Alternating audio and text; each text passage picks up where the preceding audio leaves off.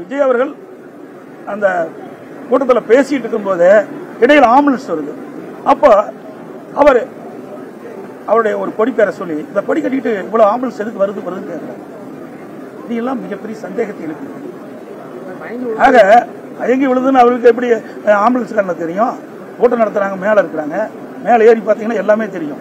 நானும் கூட்டத்தில் போய் 173 தொகுதிக்கு போயிட்டு வந்திருக்கிறேன். மேல இருந்து பார்த்தா எல்லாமே தெரியும்.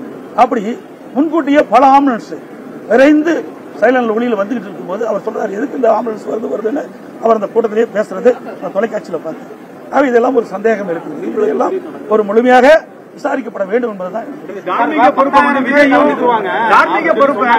27,000 பேர் கலந்துட்டாங்கன்னு சொல்லி போலீசார் விளக்கம் கொடுத்திருக்காங்க. அவங்க கிரௌட் அதிகமா வந்துச்சு, எங்கிட்ட கேட்ட அனுமதியில 10,000 பேர் தான் கலந்துக்குவாங்கன்னு சொன்னாங்க. அவங்க 27,000 பேர் வந்தது எங்களால என்ன பண்ண முடியும்? 4 மாவட்டத்தில் நடந்திருக்கு. 4 மாவட்டத்தில் இதே கட்சியுடைய தலைவர் பொதுக்கூட்டம் நடத்திட்டார். அந்த பொதுக்கூட்டத்தில் எவ்வளவு பேர் வந்து கலந்துட்டாங்க, எவ்வளவு பேர் எழுதி கொடுத்தாங்கன்னு இந்த காவல்துறைக்கு தெரியாதா? இந்த அரசாங்கத்துக்கு தெரியாதா? ஆகவே அவருடைய கடமையிலிருந்து தட்டி கலப்பதற்காக இந்த அறிவிப்பை கொடுத்திருப்பதை நான் கருதுகிறேன். சார், இந்த நிகழ்வுக்கு பொறுப்பேற்று விஜய் மீது நடவடிக்கை எடுத்து இதெல்லாம் நீங்க கேட்கிற கேள்வி எல்லாம் ஒரு கற்பனையான கேள்வியை தான் நான் பார்க்கிறேன்.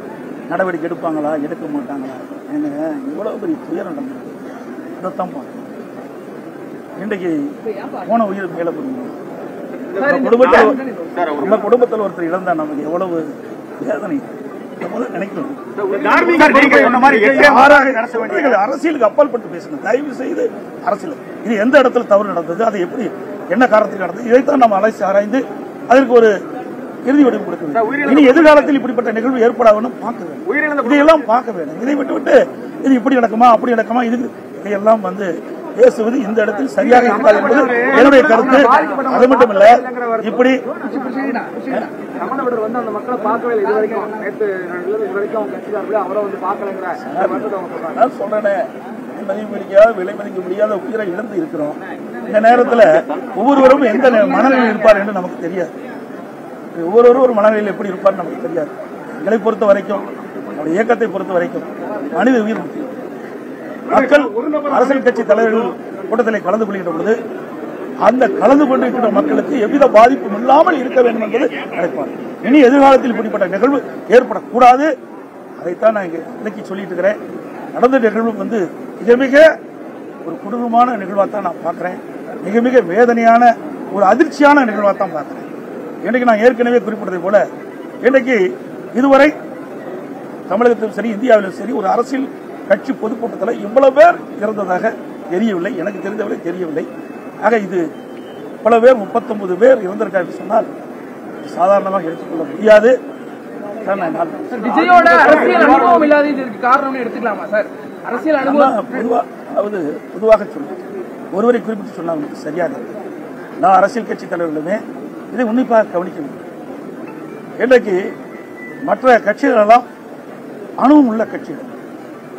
அந்த அனுபவம் உள்ள கட்சியைச் சேர்ந்த தலைவர்கள், அவருடைய தொண்டர்கள் இருக்காங்க, நிர்வாகிகள் இருக்காங்க, ஒரு கட்டமைப்பு இருக்கு.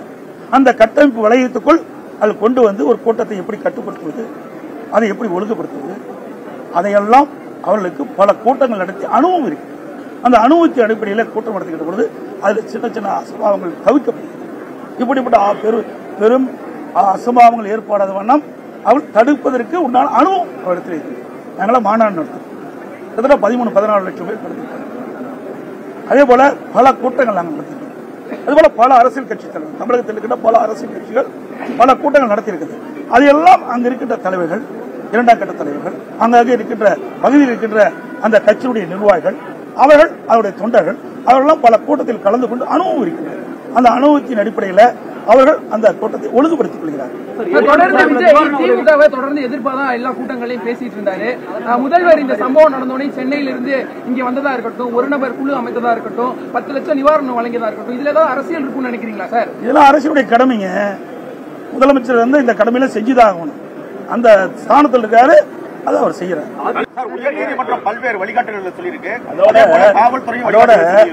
இந்த அரசாங்கம் காவல்துறையும் இதில் முழு கவனம் செலுத்த வேண்டும். காவல்துறை சார், இப்ப காவல்துறை வந்து ஒழுங்குபடுத்தினா எங்க கூட்டத்துக்கு, எங்க கட்சிக்கு வரக்கூடிய அந்த கூட்டத்துக்கு வரக்கூடிய தொண்டர்களை அவங்க வந்து விரட்டி அடிக்கிறாங்க அப்படின்ற ஒரு குற்றச்சாட்டை அவங்க தலைவர்கள் முன்வைக்கிறாங்க. இதெல்லாம் நீங்க சொல்ற நீங்க கேட்கிற கேள்வி. இது வந்து நாங்களும் பொன்விழா கண்ட கட்சி, 32 ஆண்டுகளும் ஆட்சி செய்த கட்சி, இப்படி எங்கேயுமே இப்படி தடை செஞ்சது கிடையாது. ஆக வேண்டுமென்றே திட்டமிட்டு ஆளுங்கட்சிக்கு ஒரு நீதி, எதிர்கட்சிக்கு ஒரு நீதியாக இருக்கக்கூடாது. ஆளுங்கட்சியோட முதலமைச்சர் இருக்கின்ற பொழுது கூட்டமே இல்லாத இடத்துல கூட ஆயிரக்கணக்கான காவலர்களை நிறுத்தி பாதுகாப்பு கொடுக்கிறாங்க. அதனால குறை சொல்ல, இருந்தாலும் அவர்களுக்கு எப்படி பாதுகாப்பு கொடுக்கிறார்களோ அதே போல இன்றைக்கு நாட்டு மக்களுக்கும் பாதுகாப்பை வழங்குவது அரசுடைய கடமை, முதலமைச்சருடைய கடமை, காவல்துறை கடமை. அந்த கடமையில் இருந்து அவர்கள் தவறிவிட்டார்கள். அதனால் இந்த உயிரிழப்பு ஏற்பட்டது.